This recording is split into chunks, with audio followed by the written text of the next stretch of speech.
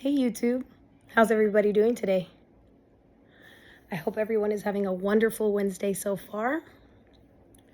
Thank you so much for joining me. If you're back for part 2, thank you. I hope you've liked the book so far. I am going to do 20 minutes today, so let's get into it, y'all.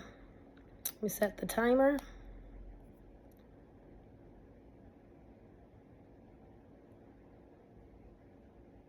For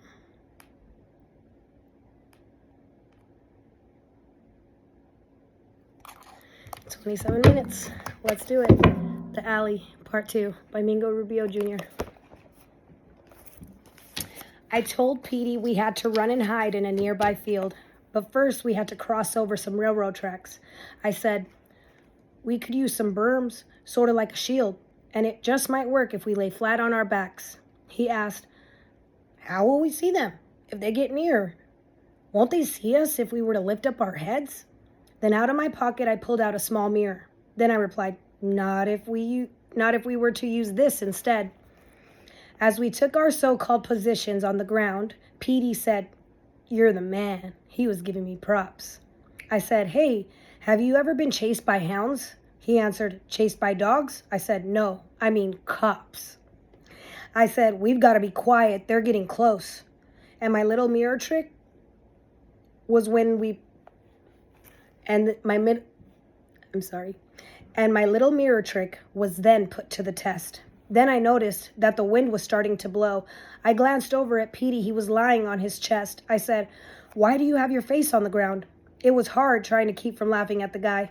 I said, come on, Petey, roll over and turn around. Now get on your back so you can face the sky. As I lay there quietly, I then noticed this awful smell that was somehow carried along with the breeze. Where this stench was coming from, I couldn't tell, but it was so foul, it damn near made me sneeze.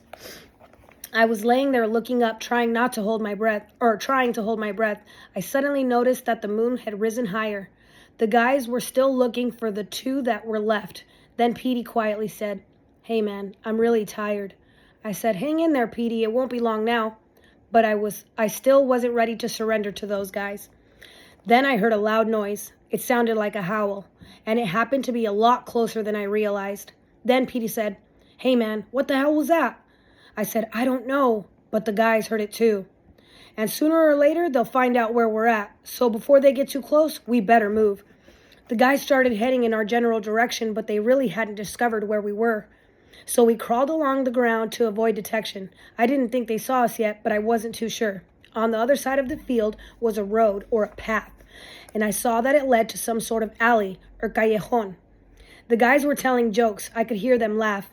I know Petey was tired. I said, hang in there, Holmes. I knew then that it was inevitable. I knew that the inevitable would be here soon. Suddenly, one of the guys yelled out, there they are. They'd seen us because of the light of the moon. Then Petey said, well, man, at least I made it this far. In a last-ditch effort to try to escape, I told Pete, they're closing in fast. This is what I have in mind. If we're captured together, the winner will be me. And all of this would have been a waste of time. I made up a plan so he could get the victory today. Otherwise, his chances of winning were very slim because I knew exactly what the others would say. But he was with you. They didn't want Petey to win. If you want to win this game, Petey, do as you're told. I said, listen up, man. There's no time to dilly-dally. I'll create a diversion and you haul ass to the road. Once you see them chasing me, slip into the alley. Go in there and hide. Make sure to pick a good spot. But for them guys to catch me, they'll have to run. Then you can come out, but only after I get caught. Then you'll know for sure that you have finally won. The plan worked very well, almost to perfection. After giving chase for a while, I raised my hands. I said, Petey has won, right? There was no objection. Then Troy said, where the hell did he run to, man? As we all sat there for a moment after the chase, exhausted and tired, we rested on a park bench. I told them, Petey ran to the callejon to get away. Then we got another whiff of that terrible stench. We headed in the direction of where Petey went, and one of the guys happened to notice a sign. The sign was scratched up and it read, dead end. But we didn't pay too much attention to it at the time. At the edge of the alley, we started to calling for Pete.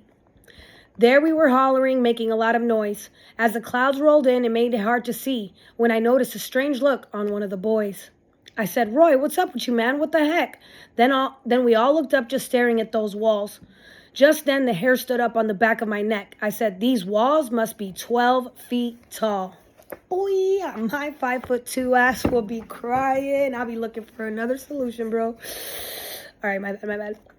Just then, the hair stood up on the back of my neck. I said, these walls must be at least 12 feet tall. At the entrance of the alleyway was actually gated, and it looked like Petey went into the alley to hide. We agreed to go in after him, but I contemplated. I was actually hoping that he was hiding nearby. 2 guys volunteered to wait outside by the gate. Then I said, I guess the rest of us have to go in.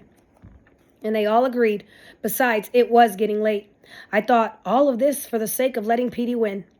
I said, before going in there, let's just make sure that he's not actually hiding out here somewhere. I told him to come out after I had been captured. If he's not out here, then we have to go in there.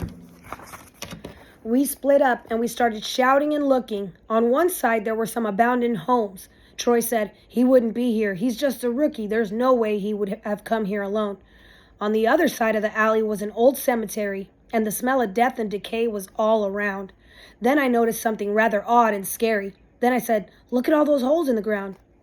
At first, I thought that someone had dug new holes. Maybe the groundsmen were adding more plots.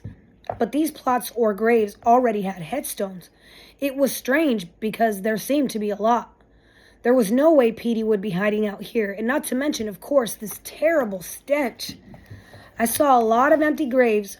I thought it was weird. I left kind of wondering where all the bodies went. So there was only one place he could have gone, and we all knew there was only one way to find out. With 5 of us looking for him, it wouldn't take long. We'd find him and go home soon, I had no doubt. The gate was wrapped with a chain and a lock, but he was skinny. He probably squeezed through.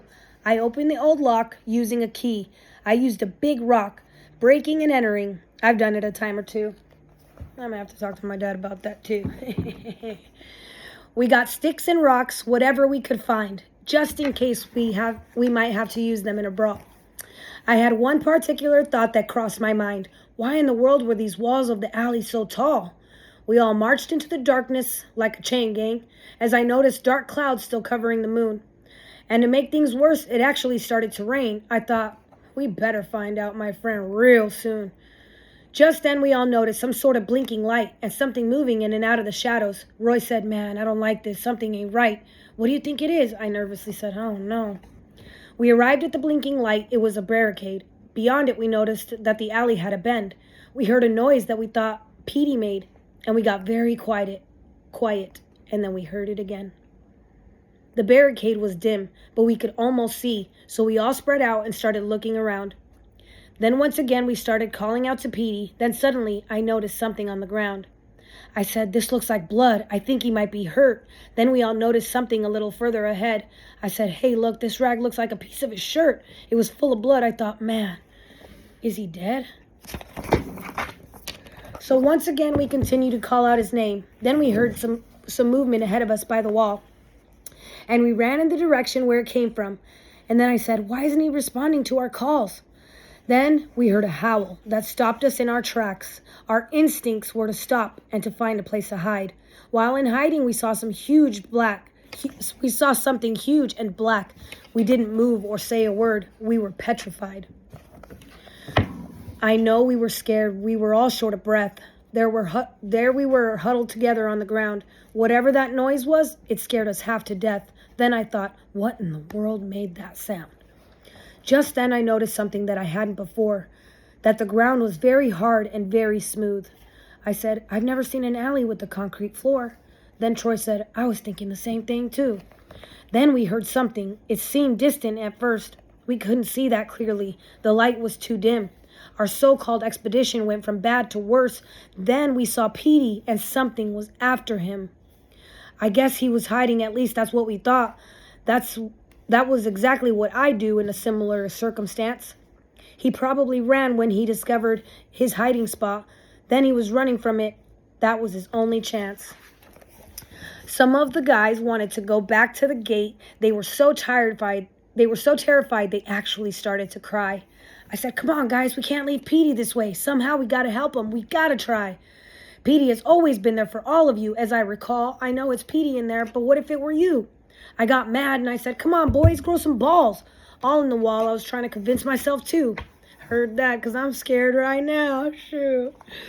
We heard Petey screaming. He was getting close. He ran out of the shadows, and within our sight, one of the guys said, hey, look, man, there he goes. Then Troy said, it looks like he's been in a fight. He wasn't that far away when he slipped and fell. Then some sort of creature jumped on his back. I tried to make out what it was, but I couldn't tell. I couldn't believe my eyes. He was being attacked. Some of the guys panicked and started screaming. 2 guys ran for the gate, and 3 of us ran to our friend. I thought, is this really happening, or am I dreaming? In the moonlight, we could clearly see Petey again. Petey quickly slipped away and ran into the shadows. It gave him a little time to hide and catch his breath. The way he was moving around, he looked rattled. He looked exhausted, and he was a bloody mess. As he ran frantically, he would turn to look around, and whatever was chasing him was close behind. He fell, and I caught him before he hit the ground. Then we heard that devilish howl one more time. He was in shock. His clothes were ripped to shreds. I tried to help him, and he said, let me go, get away. Let me go, it's after me, was all he said. We couldn't restrain him as he bolted for the gate. I shouted at the 2 guys that were waiting outside. I said, hey, try to stop Petey. He's running your way. They shouted back, what the hell is going on, guys? We hear a lot of screaming in there. Are you okay? We had a ways to go before we'd get to the end, and whatever it was after Petey started howling. We were about halfway through around the bend. When I looked back, I could see the eyes of that thing.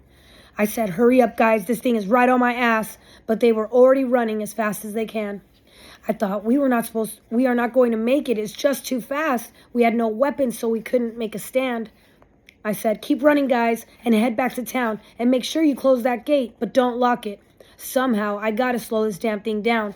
I'll try to use this cherry bomb I have in my pocket. We all knew that thing would eventually catch us. Somehow, some way, I had to buy us some time. Along with the cherry bomb, I had some matches, and if I had a chance, I would try to render it blind. First, I had to somehow draw its attention to me, so I started screaming, hoping it would give me chase. It stopped. It saw me crawling into some debris. I thought, it worked. Now the guys can get away. It was coming for me then. I had no time to spare, so I quickly ran and jumped inside of an old refrigerator. It lost sight of me, so it started looking everywhere, but I knew that it would find me sooner or later. The fridge had no door and was laying on its side, and from my vantage point, I could only see the wall. All things considered, it was a good place to hide, but in the dim moonlight, dark shadows were all I saw. The shadows of it looked huge as it moved about. I could hear it and even smell it, and man, it reeked. As I started looking away from me, I crawled out. I had to find me another hiding spot so I could see. I quickly ran and hid behind a bunch of railroad ties, and that was when I saw its eyes clearly once more. Then I noticed something peculiar about its eyes. It was weird, almost like I had seen them before. As I hid, I noticed that I was laying on a metal gate. It seemed to be some sort of drain that was there. The creature stopped moving and it looked my way. For a second, I thought it saw me. I was so scared. I didn't move a muscle. I tried not to make a sound. It was so close I could actually hear it breathing. I laid there motionless as it started sniffing around and suddenly moved away when it heard screaming. The guys were yelling out that they were in the clear, but as for me, I was hiding, just trying to sit still. Then I thought, what in the hell are you doing here? If this thing catches you, you're going to be killed. The guys were safe. I had to make my move, so I reached around to pick up something to throw. I grabbed a hold of an object. It felt like an old shoe. With my cherry bomb in hand, it was time to go. The creature was frantically searching for me, making weird noises like teeth grinding and snorts.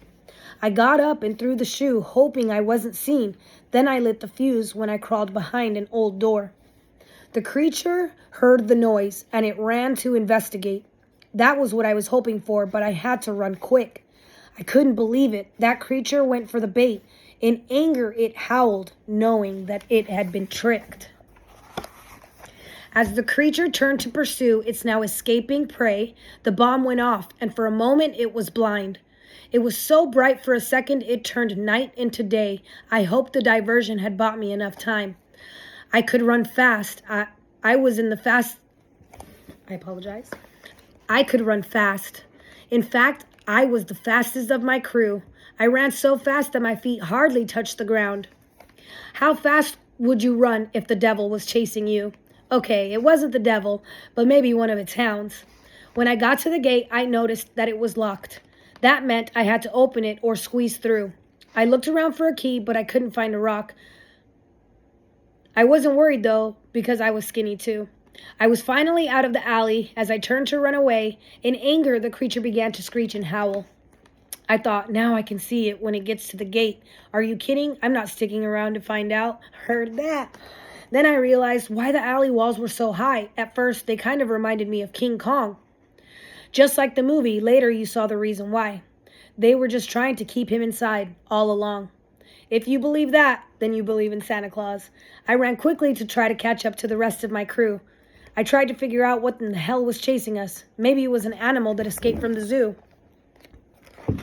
I was so scared that I ran all the way down the road. I didn't stop until I made it all the way to the park. Just then, I thought my heart was going to explode when I heard something moving around in the dark. I screamed like a little girl and I started to run again. Then someone shouted, "Stop, man, don't be afraid." Then they came out of hiding. It was my friends. They were waiting for me. They actually waited. I was so tired from running, I just had to sit down. I said, "One of you guys, keep an eye on the callejon. Let me know if you see anything moving around." I said, "I need to rest a little bit, then we'll head home." I said, "Did you guys see Petey? He was a mess." Roy said, "I had him. Then he threw me on my butt. And he was bleeding a lot. From his back and his chest, it looked like he had been clawed. He was badly cut." I said, "Where did he go? Where did he go when he ran past the gate?" And they all pointed in the direction that we came. They asked, "Why did you and Petey come this way?" I said, "Man, I just wanted Petey to win his first game." Troy said, "Tell us, man, what the heck did you see in there?" I said, "I didn't get a good look at it. I'm not too sure. I didn't see it too clearly, but it was as big as a bear.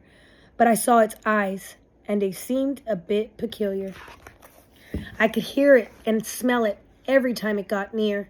I'll tell you some more on the way back to town. Right now, I just have to get the hell out of here, because I got a feeling that thing is still around." Suddenly, we all heard something in the distance, and the sounds we heard sent chills up my spine. Then we all saw something near the alley's entrance. All of a sudden, I wasn't tired anymore. I was fine. We didn't stop until we were on familiar territory, and after running a couple of miles, we were beat. I said, "Right now, we have to come up with a story. Someone's bound to ask what happened to Pete." We were just about to be home, so we relaxed a little bit. We stopped to discuss what story would be best. I said, "Guys, we're all going to be in a world of shit. I know we're all going to get blamed for all this mess."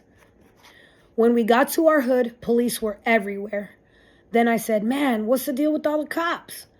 They were probably looking for us, but I didn't care. How is my friend doing? That was my only thought. The guys got nervous because it was past curfew. They were in trouble anyway. They had to get home. I said, "Okay, I'll find out about Pete and I'll call you." So we dispersed as I went to Petey's house alone. I saw the paramedics or EMTs go into the house. Then after a minute, they bolted out the door, followed by Mr. H, Petey's dad, and his spouse. Then she ran back in and collapsed on the floor. Mr. H ran in quickly and immediately picked her up. Some of her comadres quickly attended to her. After a minute, Mr. H came outside, rather abrupt. I could see he was upset. He was really stirred up. I had to know what was going on, so I started to run. Then someone saw me and asked if I was all right. He said, "They found Petey half dead and called 911. The police think that you guys were in a gang fight." He said they were checking every house on the street. If I were you, man, I'd stay away from Pete's father. He thinks that you guys try to kill his son Petey. The cops say if he dies, it could be manslaughter. Boy. I had to go see Petey, whatever the circumstance. I hid behind the trash cans, trees, and even police cars. One of the EMTs was still with Petey in the ambulance. I couldn't see what he was doing. I was still too far. Man, I just had to get closer to see how Petey was. To avoid being seen by the cops, I had to sneak. Then someone from a window said, "What's up, cuz?" I said, "Primo, be quiet, man, and go back to sleep." Then I saw Mr. Hernandez, starting to pace. He was waiting outside for one of the EMTs. He seemed very upset by the look in his face. He wanted to go inside to be with his son Pete. I saw him go into the ambulance and he sat down. He then started examining Petey from head to toe. After a few minutes, an EMT went in and he got out. What Mr. H was looking for, I really don't know. Suddenly, he was surrounded by a group of men. They gave him their full attention while he talked. They were his homies. They were about 9 or 10. They were noticeably troubled from what I saw. Oh man, poor Petey. Petey, what happened, man? I want to keep reading so bad. If you've been here this long, thank you. I am so happy and so grateful for you. Thank you for joining me in reading the second part of my dad's book, The Alley by Mingo Rubio Jr. I am so happy and grateful. I hope everyone has a wonderful rest of your Wednesday. Sending good vibes to everyone. Please like, please comment, please subscribe. Let me know how your day is going. I am really grateful. Thank you, universe. Thank you, God. And thank you, YouTube.